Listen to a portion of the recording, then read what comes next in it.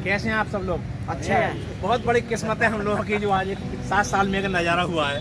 बाकी तो लोग भटक रहे थे इधर उधर, पता ही नहीं कौन कहाँ चला गया। कुछ लोगों ने अपने मोबाइल बंद कर लिए, कुछ के फोन खो गए, कुछ कहते हैं हमें पता ही ना क्या है। मुझे एक चीज याद है आज भी कि जल गया सब कुछ बचाई क्या है। दोस्तों, जल गया सब कुछ बचाई क्या है, और अगर जिंदा है तो फिर जलाई क्या है? कुछ नहीं जला। जिस समय हमने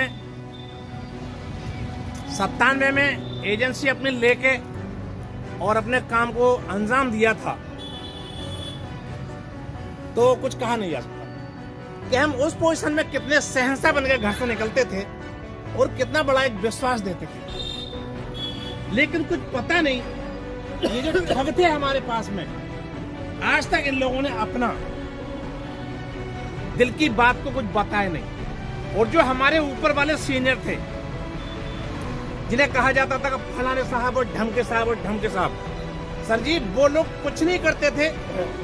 टोटल कंपनी की संपत्तियां उन्होंने अपने अपने नाम कराई और हेड ऑफिस जाते थे और मजे लेते थे, एसी में सो जाते थे जाके। उन्हें कुछ पता ही नहीं है। रुपया उनके पास में अत्यधिक आता था। कितना आ रहा है साहब? 20 लाख है महीने का, कितना 15 लाख है महीने का। क्या निकाला? BMW निकाली है। मैं समझ रहा हूं ये सब दिक्कतें हमारे सामने आई, और जब जब हमारी मीटिंग होती थी मुरादाबाद वगैरह में, तो मैं उस चीज का प्लग करता था उसको। मैंने कहा साहब ये अगला वाला मामला तो आपको चल गया, बिटालसी है और मैक्स है, फलाना चीज है, आगे PGF के पेमेंट का क्या हो रहा है? तो हमारे वरिष्ठ सीनियर थे, माननीय अकरम साहब थे, या माननीय नेताजी छत्रपाल जी थे, या हमारे नेताजी वो थे अकरम नरदेव जी थे। तो ये सब कहते थे अरे यार जियाउद्दीन तुम यार मीटिंग भंग करते हो। तो मेरे साथ मीटिंग भंग करने की क्या बात है इसमें? जब हम पहले पैसा तो हम मिल जाए तभी तो अगली बात बताएं। तो दोस्तों, हम लोग ज्यादा परेशान हैं। हमने बहुत मोटा हिसाब से लेके चले थे लोगों को, और कुछ हमारे एजेंट भी इसमें गद्दार निकले जिन्होंने पैसा पार्टी का जमा नहीं किया। लोग जेल बही गए, लोगों को दिक्कत सामने नहीं आई है जिन लोगों ने पार्टी का पैसा जमा नहीं किया। आपको सबको पता है कि मेरे से बड़ा काम बबराना ब्रांच पर किसी का नहीं था, लेकिन खुदा का शुक्र है आज तक बंद के नहीं गया, ना किसी के मुंह में बात कहने की। साहब मैं सीधा कहता हूँ कि साहब तुम दोगे, अरे मैंने पैसा लिया, अब तेरे को रसीद दी है, अब तेरे को जो दिखा FIR करे जाकर। मेरे कई एजेंट, अदर टीम के एजेंट पकड़े गए, और पकड़े जाने के बाद में फटाक से उनको लाया छुड़ा के। मैं अगर उसके पास पैसा है या तो रसीद दिखा दे, और अगर रसीद नहीं है तो पार्टी का पैसा दे दे। भाई बड़ी सीधी सीधी बात है, उसमें को तो बुराई नहीं है। तो हम लोगों ने झूठ नहीं बोला है, हम लोगों ने ग्राहकों को धोखा नहीं दिया है, लेकिन जो हमारे साथ ठग थे धोखा उन लोगों ने हमको दिया है। हमने एक दावे के साथ में छाती मार कहते थे पैसा तुम्हारा हम देंगे। ये हमारी माँ है, ये हमारी बहन है, ये बेटियां हैं। इन्होंने गरीब परिवार से इन लोगों ने अपने 2-2 पैसे इकट्ठे करके अपने भूखे रह के और उस पैसे को इकट्ठा किया था शादी के लिए। आज वो वक्त कहाँ चला गया? ये गूंगी बहरी जो सरकार है, ये यही जानती है कि बस 5 किलो गेहूं देके और बस जिंदगी बिता दो लोगों की।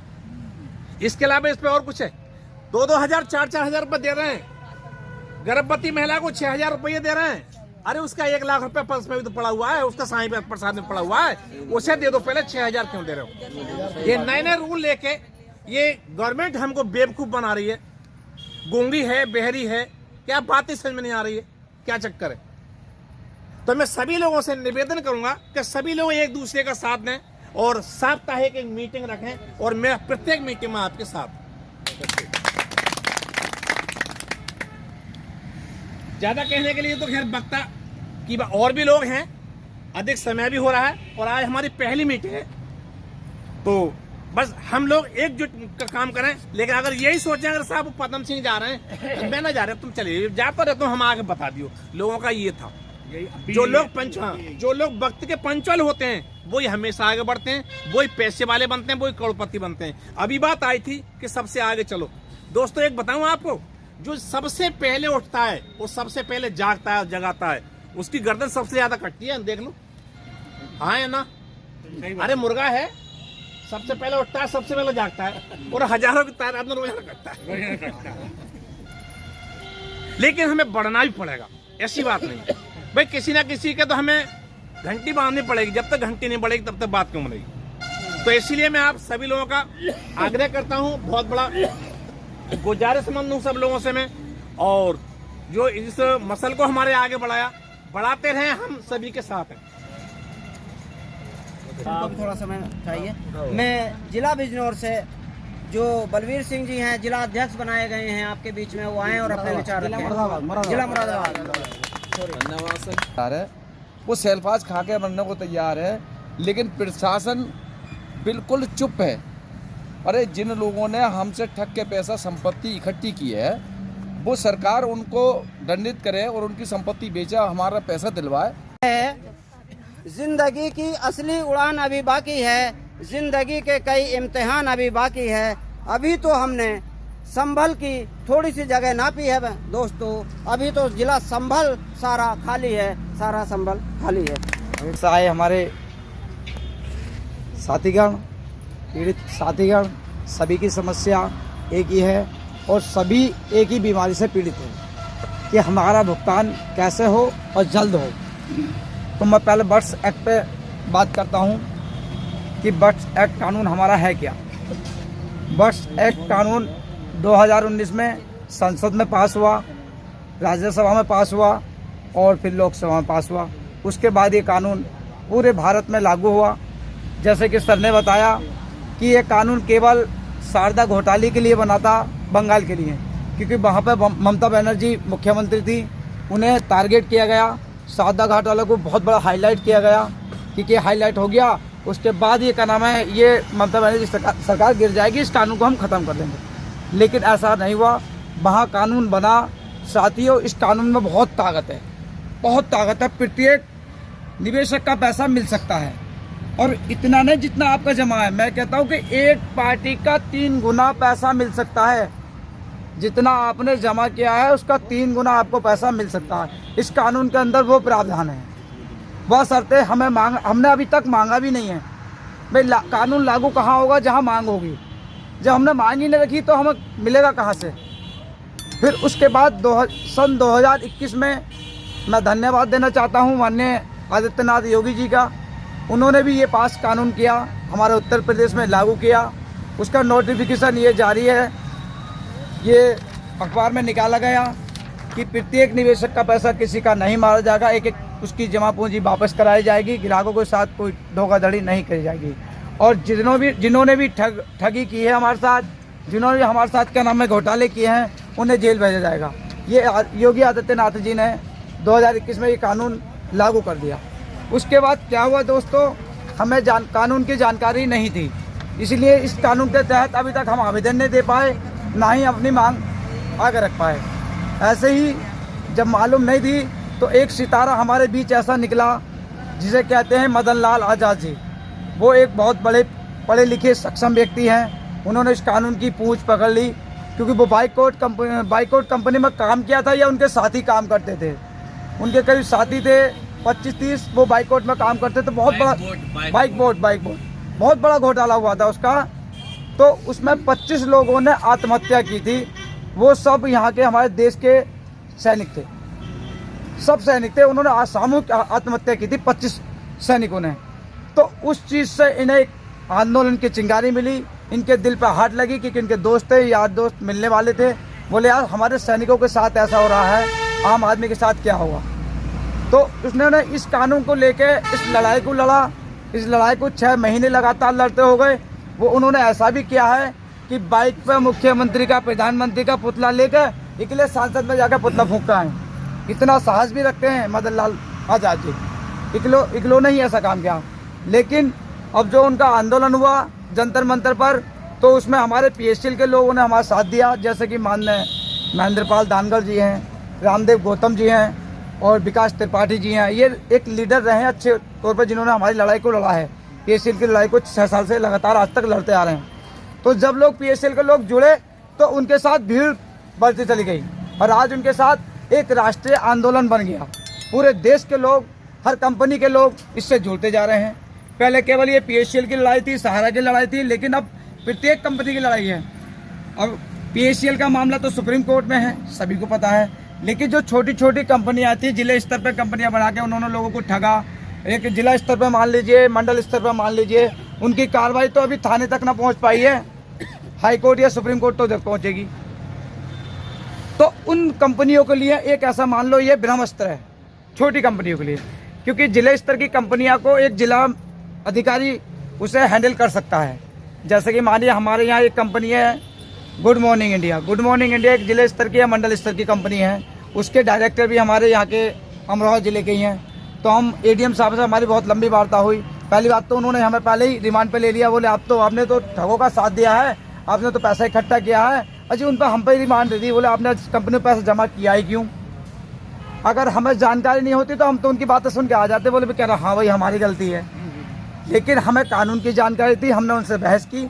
बोला सर सन 2019 में एक कानून पास हो चुका है और 2021 में माननीय योगी आदित्यनाथ योगी जी ने हमारे प्रदेश में लागू भी कर दिया है, लेकिन हमारे यहाँ के अधिकारी उस कानून को मानने के लिए तैयार नहीं है।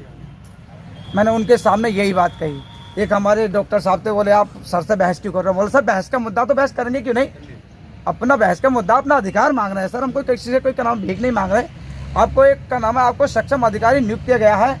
इसमें एक ये देखो लिस्ट है, 74 जिला अधिकारी हैं। ये 74 जिला अधिकारी को नोडल अधिकारी नियुक्त किया गया है। प्रत्येक जिला अधिकारी का नाम है इसके अंदर, किस जिला अधिकारी को किस जिले का नोडल अधिकारी नियुक्त किया गया है। उस अधिकारी को इतनी पावर दी गई है कि आपके आवेदन लेंगे, वो आपकी कंपनी के खिलाफ कार्रवाई करेंगे और उस कंपनी की चल अचल संपत्ति बेचकर आपका भुगतान कराएंगे। तो जब आपको पावर है तो हम किससे भुगतान मांगेंगे? हम तो उस अधिकारी से भुगतान मांगेंगे। अब हमारे साथ ठगी अमरोहा में हुई है तो अमरोहा के जिला अधिकारी को ज्ञापन देंगे, हम तो अमरोहा जिले अधिकारी को अपने आवेदन देंगे या हम मुख्यमंत्री से जाके कहेंगे। पहले तो आप लोग हैं सर, आपको सर्वे सरवा जिले के, आप इस पर कार्रवाई कीजिए। तो लास्ट में आके उन्होंने मान लिया ठीक है, आप अपनी कंपनियों की लिस्ट बना के लाइए, कंपनी की प्रॉपर्टी की लिस्ट बना के लाइए और कंपनी के डायरेक्टरों की लिस्ट बना के लाइए। मैं उनके खिलाफ कार्रवाई करूंगा, उन्हें जेल भेजने का काम करूंगा और उनकी प्रॉपर्टी नीलाम करूंगा। ये उस बात को मानने के लिए तैयार हुए कब? जब हमें जानकारी थी। जब हमें जानकारी नहीं होगी तो हम अधिकारी से क्या बहस करेंगे, अधिकारी के सामने हम क्या पेश करेंगे? तो सबसे पहले साथियों, हमें अपनी जानकारी, पूर्ण जानकारी रखना बहुत ज़रूरी है जहाँ भी हम जाएँ।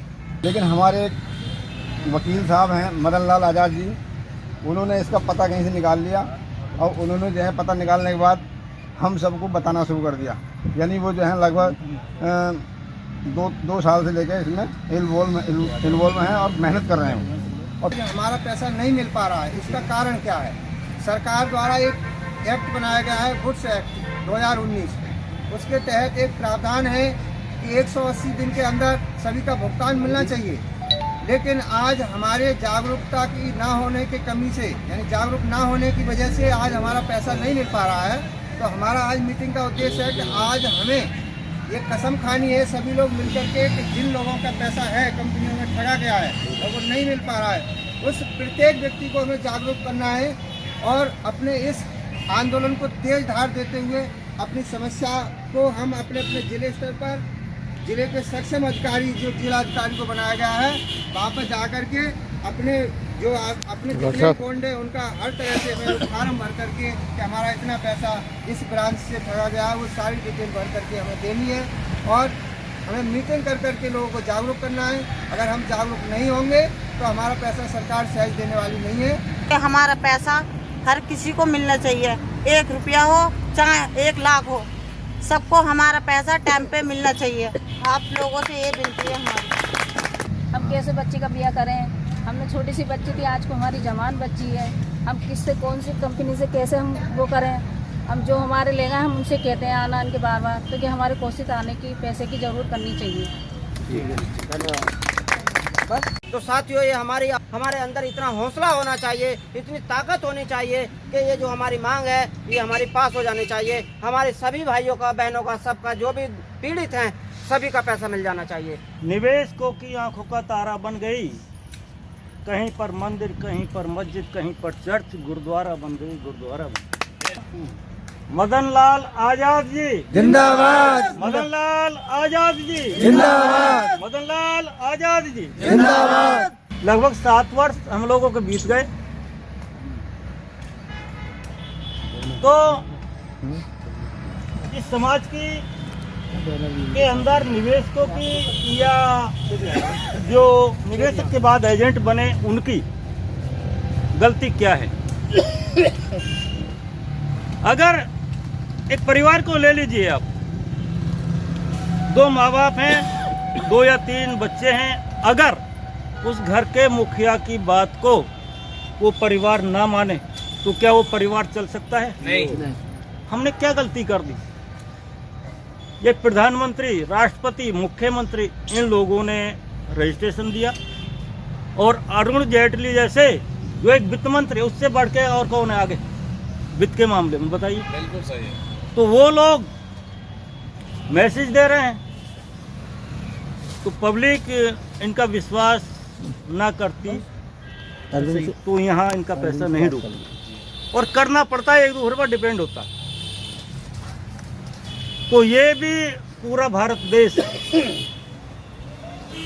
जो प्रधानमंत्री और मालिक है देश का, तो उसकी बात को मानते हुए, उनके मैसेजों को देखते हुए हम लोग, आप लोग सारे इन कंपनियों में जुड़े, क्योंकि जीविका उपार्जन के लिए हर किसी को पैसा चाहिए। बेशक।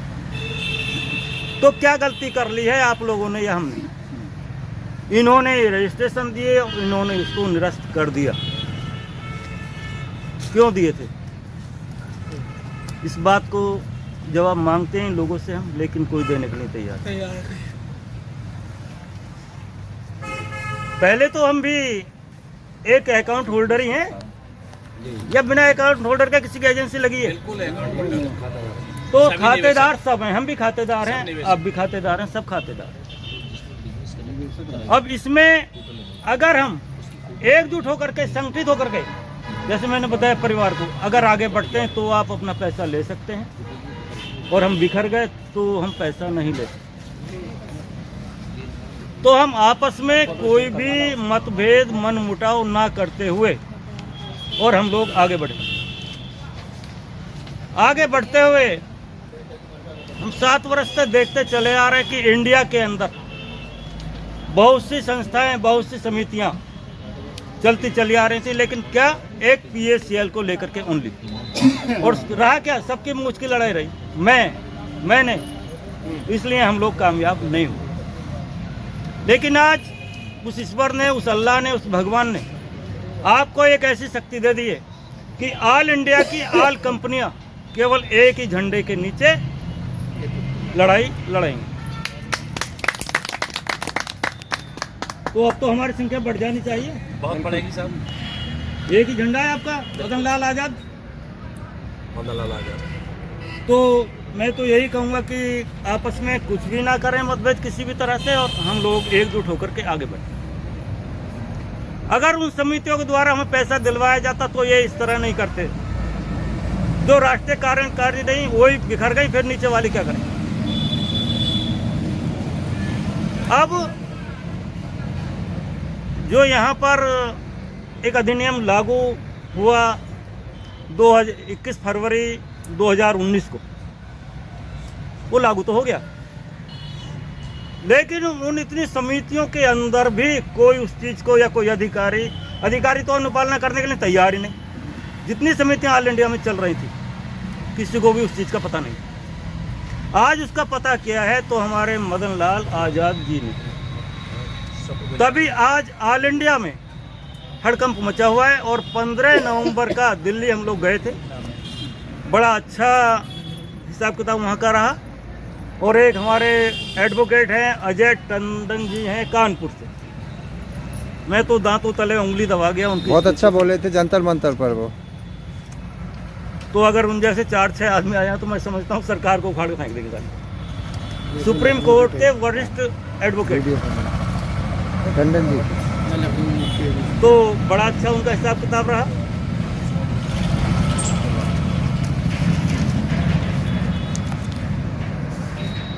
अब हमारी जो मांग है वो, एक तो जितनी भी यहाँ की फ्रॉड कंपनियां हैं, तो उन कंपनियों के ऊपर, उन मालिकों के ऊपर छापे मारे जाएं। दूसरा है पैसा कहाँ से आया और कहाँ गया। जैसे ये लोग बताते हैं इतना वहाँ दे दिया और इतना वहाँ दे दिया, दिखा रहे हैं, आज भी दिखा रहे हैं कि 16 लाख का पेमेंट कर दिया और 15 लाख का कर दिया, लेकिन बताने के लिए तैयार नहीं। और 4 साल हो गए, 4 साल में 2500 से लेकर के आज 15,000 पर नंबर आया है। इनकी 2-2, 4-4, 50-50 लाख की FD यहाँ क्या होगा, मर जाएंगे। मतलब ही नहीं कि पैसा मिल जाए। तो सरकार तो इस तरह पैसा देने वाली है, लेकिन संसद ने जो ये वर्ड्स एक्ट तैयार किया है, ये किसके लिए? इस गरीब जनता का पैसा वापस कराने के लिए, इसको आगे इन कंपनियों से बचाने के लिए ये तैयार किया है। अगर सुप्रीम कोर्ट या हाई कोर्ट कोई आदेश दे देता है किसी फैसले में और वो गलत है, तो उसको संसद अपने सदस्यों को बैठा करके और अधिनियम बना करके उसको निरस्त कर सकता है। ये संसद की पावर है। सुप्रीम कोर्ट की पावर नहीं है, हाई कोर्ट की पावर नहीं है, जो संसद की पावर, संसद ही कानून बनाता उसके है। आदेश को मानना होता है, वही कानून बनाता। तो आज तुम्हें और हमें जो ये अधिनियम मिला है, वर्ड्स एक्ट, ये संसद का बनाया हुआ है, लागू कर दिया है 2019 में, लेकिन इसकी अनुपालना नहीं की गई। तो हमें ये मांग है हमारी कि इसको लागू किया जाए। बॉन्ड और इनकी ओरिजिनल कोई ना दे। और इसके साथ एक अपना लगाएंगे आधार कार्ड, एक बैंक अकाउंट। इसी के साथ में सरकारी गजट है आपके उत्तर प्रदेश का। देखिए सर, इसके साथ हमें मोबाइल नंबर नहीं देना, मोबाइल नंबर जो तो फार्म में भरा जाएगा। 20 वो एक अपनी लिस्ट इस तरह की तैयार करके उसमें संलग्न कर दे, संलग्न कर दे उसके साथ इस तरह लिस्ट बनाकर, और उसका टोटल अमाउंट फार्म में भी भरना है अमाउंट टोटल, और इसमें भी आपको सब नाम खोल के और इसके आपके जो है डेट देनी है, किस डेट में जमा हुआ, किस डेट तक खाता रहा हमारा मैच्योरिटी डेट, और इसका ID नंबर आपका, और RIP या SIP जो भी था वो देना। इधर आप अमाउंट का टोटल, ये काम आपको करना है। और इसी के साथ फिर हम अकेले दुकेले ना जा करके ADM साहब के पास कम से कम आप लालाजाद जिंदाबाद, जिंदाबाद, लालाजाद जिंदाबाद, जिंदाबाद, लालाजाद जिंदाबाद, तब जब संघर्ष समिति जिंदाबाद, तब जब संघर्ष समिति जिंदाबाद, तब जब संघर्ष समिति जिंदाबाद, हमारा पैसा वापस करो, हमारा पैसा वापस करो, हमारा पैसा वापस करो, वर्ड्स एक्ट लागू करो, वर्ड्स एक्ट लागू करो, वर्ड्स एक्ट लागू करो, वर्ड्स एक्ट लागू करो, वर्ड्स एक्ट लागू करो, वर्ड्स एक्ट लागू करो। जय हिंद, जय भारत, इंकलाब, इंकलाब, जिंदाबाद, इंकलाब, जिंदाबाद। वीडियो बन रही है, अभी 1 मिनट कैंसिल करता हूँ। वीडियो बनाओगे सर?